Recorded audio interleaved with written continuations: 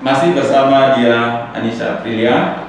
Bagi Anda yang tidak mengikuti perbincangan pada sesi pertama tadi, saya perkenalkan kembali, dia Anissa Aprilia adalah mahasiswa Fakultas Hukum Universitas Tadulako yang kemarin minggu lalu menjadi juara di National University Debating Championship yang diselenggarakan oleh Pusat Prestasi Nasional. Dia bersama rekannya Carlitos Immanuel dari Fakultas Ekonomi. Mudah-mudahan suatu ketika kita undang juga Carlitos untuk kita berbincang-bincang di podcast ini. Dia Anissa Aprilia, Anda kuliah di Fakultas Hukum Universitas Tadulako. Tadi Anda sampaikan bahwa Fakultas Hukum itu adalah pilihan pertama Anda, berarti dipilih secara sadar saya akan kuliah di Fakultas Hukum. Dan alhamdulillah Anda adalah salah seorang mahasiswa yang mencatat prestasi sampai ke tingkat nasional. Coba mungkin ada pesan-pesan dia terhadap teman-teman, terutama adik-adik mahasiswa baru angkatan 2020 yang baru masuk di universitas kita. Silakan dia. Jadi pesan-pesan saya adalah untuk adik-adik maba yang ingin berprestasi, yang ingin mencoba mengikuti suatu lomba atau apapun itu, kunci pertama adalah jangan pernah takut untuk ikut, atau setidaknya untuk daftar dulu. Jangan pernah takut, karena keberuntungan di depan itu kita tidak pernah tahu ya. Karena pasti kalau kita lomba, selain faktor-faktor kita sudah siap secara materi dan lain sebagainya, pasti ada juga faktor keberuntungan di sana. Sehingga jangan pernah takut untuk mencoba, jangan pernah takut untuk setidaknya daftar dulu untuk ikut, dan jangan pernah takut untuk bersaing, karena sebenarnya kita selalu punya kesempatan untuk bisa bersaing dengan universitas-universitas besar yang dari Jawa misalnya. Kemudian jangan juga menyerah kalau misalnya sekalinya ikut kompetisi atau lomba kemudian kalah. Jangan langsung menyerah, jangan jadikan itu alasan untuk tidak mau mengikuti lagi lomba-lomba lainnya, tapi jadikan itu sebagai cambuk, sebagai acuan bagi kita supaya bisa jadi lebih bagus lagi di kompetisi-kompetisi di depannya gitu Pak. Oke, tadi Anda sempat, itu salah satu kata kunci yang saya tangkap itu jangan menyerah. Iya. Nah, kadang-kadang kita ini tidak menyerah terhadap lawan, tetapi bagaimana supaya kita tidak menyerah terhadap rasa malas. Ini suatu hal yang bisa membuat kita tidak maju. Mungkin Anda punya tips-tips untuk melawan rasa malas itu sehingga bisa keluar dari zona kemalasan itu, kemudian membuat Anda energik dalam beraktivitas. Kalau rasa malas itu saya rasa bisa dilawan dengan kita sebelumnya harus set goals dulu. Kita harus memahami apa yang ingin kita capai dari perlombaan tersebut. Misalnya kita mengikuti lomba, kita target kita setidaknya ingin masuk semifinal misalnya, sehingga ketika muncul rasa malas saat belajar, kita teringat lagi kalau misalnya goalsnya kita ingin capai semifinal pada lomba ini, jadi akan terpacu lagi belajarnya harus lebih giat, karena kalau malas ya waktunya akan terbuang cuma-cuma gitu. Jadi awalnya harus set dulu goalsnya mau capai apa di perlombaan tersebut gitu Pak. Atau ketika Anda masuk di universitas itu, Anda kuliah, atau jangan-jangan Anda sudah punya program sendiri bahwa ketika saya duduk di semester ini saya akan jadi begini, naik lagi di semester ini saya akan mencapai prestasi ini, dan saya akan selesai pada tahun kesekian. Seperti itu atau mengalir saja? Sebenarnya ada ya seperti itu. Misalnya pencapaian yang ingin saya capai, saya harus selesai kuliah pada tahun keempat misalnya. Kemudian saya dari dulu memang sebenarnya sudah melihat-lihat kompetisi debat di universitas itu ada apa saja, kemudian saya mencoba mencatat, dan akhirnya sih terwujud satu-satu ya Pak, bisa dibilang. Kalau sekarang salah satunya ini edisi yang saya sudah ikuti minggu lalu itu juga sudah saya rencanakan sejak SMA dulu kalau saya ingin mengikuti lomba tersebut kalau saya sudah menjadi seorang mahasiswa. Jadi penting juga untuk kita membuat perancangan dalam waktu yang panjang supaya kita tahu ke depannya ini kita akan ikut apa, ke depannya kita harus capai apa, supaya kita tetap ada di track yang benar gitu, tetap ada di track tersebut. Berarti harus ada perencanaannya. Iya. Kalaupun itu meleset ya tidak jauh lah. Iya. Kalau tidak ada perencanaan sama sekali ya itu juga menjadi problem. Nah, insya Allah Juli 2021 kalau situasi membaik, Iya. kita akan berkesempatan ke Korea. Nah, tentu dibiayai oleh negara. Iya. Ini Korea ini, Anda suka nonton juga drama Korea? Kalau drama Korea tidak sih, tidak terlalu ini. Ya, tidak terlalu. Oh, tidak Iya. terlalu ya, tapi ya ke Korea Selatan itu adalah pusat teknologi sekarang, bahkan pusat mode ya, yang mempengaruhi apa gaya hidup anak-anak yang ada di dunia. Mudah-mudahan sukses nanti kegiatannya sampai di Korsel sana di Korea Selatan.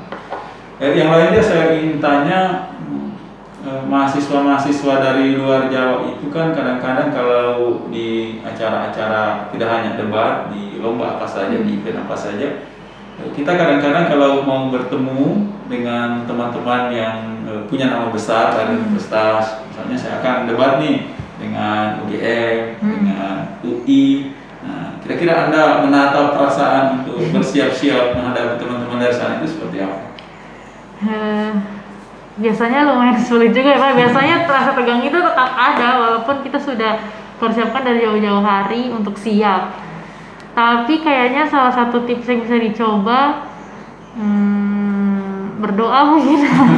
Berdoa supaya kompetisinya lancar, dan jauh-jauh sebelum mulai lomba itu harus yakinkan dulu di diri sendiri kalau kita sudah siap menghadapi universitas apapun nanti akan kita hadapi gitu. Kemudian penting juga untuk mempersiapkan mental, karena sebenarnya di mengikuti perlombaan itu bukan hanya harus siap secara materi tapi juga harus siap secara mental. Jadi kalau misalnya kita ketemu dengan universitas besar, walaupun ada rasa tegang, tapi rasa itu bisa kita kontrol sendiri pasti gitu. Ya, saya ingat waktu kita ke Bandung tahun lalu ya. Iya. Anda sepertinya best speaker pada saat itu di Bandung. Iya, di Pajajaran Di Pajajaran Iya. Law Fair ya. Iya. Mungkin bisa diingat-ingat kembali pada saat itu kegiatannya seperti apa? Mungkin bisa di-share ke teman-teman kita. Jadi Pajajaran Law Fair itu adalah debat hukum tingkat nasional yang dilaksanakan oleh Universitas Pajajaran. Sama juga dia mengundang banyak sekali universitas se-Indonesia karena memang kegiatannya pada dasarnya ada kegiatan nasional. Jadi di situ kita memperdebatkan mosi-mosi terkait hukum yang sedang panas-panasnya pada saat itu. Di situ saya dan tim saya, Fitra dan juga Syafri, satu angkatan juga Pak, dari 2018, kita maju sampai babak semifinal. Dan pada saat itu kalah dengan salah satu universitas besar. Di situ lumayan kecewa sebenarnya, karena sebenarnya selangkah lagi menuju babak final, tapi akhirnya harus berhenti babak semifinal. Tapi di satu sisi juga itu suatu pencapaian yang besar sekali untuk Fakultas Hukum Unpad, karena bisa mencapai titik itu dan melawan banyak sekali universitas besar di babak sebelumnya. Gitu. Anda bangga sebagai mahasiswa Unpad? Tentunya bangga sekali, bangga. Jadi yang lain mungkin teman-teman yang sering ikut di event-event nasional maupun regional itu kan selain kita bertanding berdebat dengan teman-teman dari berbagai universitas itu, kan setelah debat itu sebetulnya kita berteman dan kita dari situ kita berkesempatan untuk membuka jejaring teman-teman baru di berbagai universitas yang ada di Indonesia.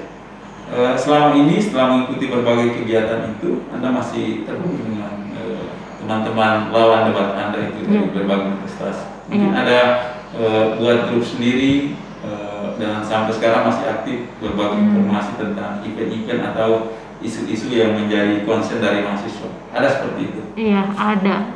Bukan buat grup siapa, tapi masih aktif berkomunikasi melalui private chat saja. Masih sering DM IG atau chat-chat WhatsApp, masih sering saling menanyakan bagaimana kondisi komunitas debat di kampus mereka, gitu. Masih sering sharing-sharing, Pak. Iya, saya lihat ini debat ini menjadi salah satu kegiatan mahasiswa yang cukup populer ya, di antara kegiatan-kegiatan yang lain. Nah, di Fakultas Hukum itu kan ada satu UKM sendiri yang mempersiapkan mahasiswa-mahasiswa yang punya potensi dan minat untuk ikut kegiatan-kegiatan debat. Kalau di Fakultas Hukum, lembaga apa itu dia? Namanya itu sebuah komunitas, Pak, bukan lembaga. Jadi namanya komunitas, iya, komunitas namanya Atlas atau Association of Tadulako Law Research and Debate. Jadi dia menaungi mahasiswa-mahasiswa Fakultas Hukum Unpad yang memiliki minat ataupun bakat untuk mengasah kemampuan mereka dalam hal penulisan hukum seperti penelitian atau legal drafting, dan juga dalam bidang debat, misalnya debat hukum, debat konstitusi, bahasa Indonesia dan juga bahasa Inggris. Oke, teman-teman mahasiswa baru yang punya minat di kegiatan-kegiatan seperti itu, nanti bisa Anda kontak dia. Tadi IG-nya dia berapa tadi apa? Tadi disebutkan untuk yang kedua. Dia Anissa APR. Nah, dia Anissa APR. AVR Ya. ya.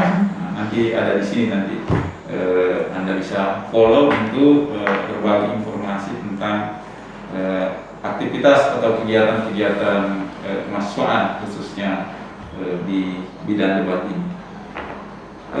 Setelah ini dia mungkin rencana-rencana ke depan tentu saja yang rencana pengembangan aktivitas di berbagai event kalau masih ada kesempatan.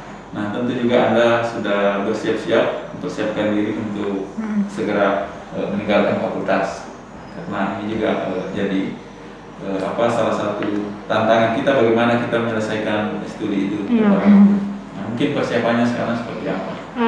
Karena kemarin lombanya memakan waktu sekitar 1 bulan lebih, saya harus fokus intensif bimbingan. Jadi sekarang lagi sibuk mengejar ketertinggalan materi dan juga nilai-nilai yang tertinggal pada saat saya bimbingan intensif.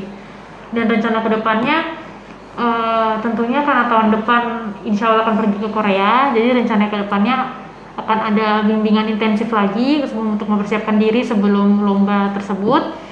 Kemudian ingin segera menyelesaikan studi, dan sebenarnya rencana kedepannya kalau misalnya jadi, saya sangat ingin membuat suatu komunitas debat untuk tingkat universitas Tadulako, karena sebenarnya kita sudah punya komunitas debat di Fakultas Hukum sendiri namanya Atlas. Tapi saya ingin ada komunitas debat yang menaungi banyak fakultas lain juga di Universitas Tadulako tersebut. Jadi suatu komunitas debat yang lingkupnya jauh lebih luas lagi, seperti itu Pak, supaya mungkin kita bisa menjaring siapa saja mahasiswa-mahasiswa yang punya kemampuan debat atau tertarik dengan debat dari fakultas-fakultas lain, bukan hanya dari Fakultas Hukum saja Pak, gitu. Jadi untuk debat itu kan walaupun sebetulnya kan isunya banyak isu-isu hukumnya, tapi itu tidak menutup kemungkinan teman-teman dari fakultas lain juga bergabung di situ ya. Karena memang dia bukan hanya isu hukum saja ya, banyak sekali isunya, isu-isu sosial seperti kaum minoritas, misalnya African American seperti orang berkulit hitam yang di Amerika kemarin, atau misalnya kaum minoritas dari agama-agama lain yang bersifat minoritas di Indonesia misalnya, banyak sekali yang didebatkan, bukan hanya topik-topik mengenai hukum. Walaupun nanti selalu ada kaitannya dengan hukum, kalau mau dikaitkan ke sana misalnya tentang perlindungan terhadap minoritas, bukan bagian dari hak asasi manusia yang dijamin oleh konstitusi. Tapi toh itu tidak menutup ruang bagi teman-teman dari disiplin ilmu apa saja untuk bisa mendalami isu-isu seperti itu. Nah tadi itu saya pikir itu rencana yang baik, rencana besar untuk membentuk semacam komunitas debat ya tingkat universitas. Mudah-mudahan ini bisa disahuti oleh teman-teman dari mahasiswa-mahasiswa Universitas Tadulako. Nah, cara Anda membagi selain di Atlas, Anda ikut kegiatan ekstra di kampus? Iya, salah satu lembaga, terlibat dalam salah satu lembaga. Salah satu lembaga ya? Di tingkat fakultas. Di tingkat fakultas, berarti selain akademiknya juga ikut di lembaga kemahasiswaan. Iya. Mungkin masih ada yang ditambahkan ya untuk teman-teman adik-adik mahasiswa baru? Pesan Anda supaya mungkin kita yang kuliah di Unpad itu tidak perlu merasa minder, kita harus yakin dan percaya diri bahwa dimanapun kita kuliah kita bisa menyumbangkan prestasi yang terbaik dan bisa berkompetisi di berbagai event secara nasional. Mungkin ada himbauan atau apa yang disampaikan ke teman-teman mahasiswa? Apalagi ya untuk seluruh mahasiswa khususnya maba, jangan minder walaupun kita kuliah di Unpad, bukan di universitas ternama di Jawa misalnya, tapi kesempatan untuk menang, kesempatan untuk selalu improve atau meningkatkan kualitas dan skill dari masing-masing itu tetap selalu terbuka. Kita harus rajin dan pintar-pintar mencari peluang lomba apa saja yang bisa diikuti, atau pelatihan, workshop, seminar, apapun yang bisa kita ikuti, karena kesempatan tersebut terbuka lebar untuk siapa saja. Oke, tadi juga saya ulang, Anda kan ini mau bimbingan lagi secara intensif. Iya. Nah, karena Anda sudah menjadi duta Indonesia untuk di event internasional itu, bimbingannya itu nanti dilakukan oleh Pusat Prestasi Nasional. Iya. Kalau menurut Juklaknya sih akan ada bimbingan di nasional ya, mungkin sekitar 1 atau 2 bulan, tapi untuk sekarang masih bimbingan dari universitas masing-masing dulu, Pak. Oh, dari universitas masing-masing. Nah, kadang-kadang begini, kalau di debat itu kan kadang-kadang kita dihadapkan pada satu sanggahan atau pertanyaan dari lawan debat kita yang mungkin kita tidak prediksi sebelumnya. Tapi kita biasa terbantu dari bacaan-bacaan kita atau pengalaman-pengalaman kita, membaca buku jauh sebelum debat itu. Misalnya saya baca buku ini, apa yang saya tidak pernah bayangkan bahwa suatu saat saya baca buku ini, suatu saat akan berguna, itu tiba-tiba muncul pada saat itu. Nah, saya ingin tahu dia selama ini bacaan bukunya itu tema-tema apa saja selain buku. Salah satu buku yang saya baca itu namanya Justice, What's the Right Thing to Do. Jadi itu bukunya menjelaskan soal beberapa teori-teori yang bahkan saya bisa gunakan juga di debat. Itu bukunya soal kira-kira untuk menciptakan suatu keadilan, hal terbaik apa yang harus kita lakukan. Sebenarnya di buku situ banyak sekali pelajaran yang bisa dipetik, Pak, utamanya kalau kita kuliahnya di Fakultas Hukum. Banyak sekali teori-teori atau satu kasus untuk kita jadikan landasan ketika kita berargumentasi hukum misalnya, atau ketika kita memutus suatu perkara misalnya. Itu buku itu menurutku sangat bagus dan saya sudah tertarik membacanya dari SMA deh, kayaknya sudah dibaca berulang-ulang ya. Ya, jadi kadang-kadang begitu kita membaca buku itu, mungkin pada saat kita membaca kita merasa bahwa ini mungkin belum punya manfaat secara langsung, tapi ternyata dalam perjalanan waktu banyak hal-hal yang bisa kita jawab dari bacaan lama yang suatu waktu di masa lalu itu kita baca. Jadi mungkin saya juga berpesan ke teman-teman ini bersama dia sudah membuktikan bahwa bacalah sebanyak-banyaknya buku apa saja. Mungkin hari ini belum dirasakan manfaatnya, tapi insya Allah suatu saat itu akan bermanfaat. Bahkan ada yang mengatakan bahwa semakin banyak buku yang kita baca di waktu kecil kita, itu nanti akan paralel dengan penghasilan yang kita peroleh di masa tua kita. Nah, jadi semakin banyak buku yang kita baca, semakin banyak penghasilan yang mungkin kita bisa peroleh.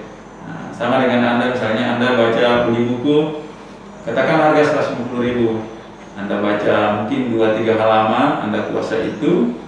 Nah, mungkin suatu saat Anda dipanggil, diundang sebagai ahli pengadilan misalnya. Nah, yang 150.000 itu bisa berkembang berkali-kali lipat dari buku yang Anda beli itu. Dengan modal 150.000 misalnya, membaca 3 halaman Anda kuasai, kemudian Anda tampil sebagai memberikan nasihat ahli kepada yang meminta, itu bisa mendatangkan hasilannya yang jauh lebih besar dari buku yang kita baca.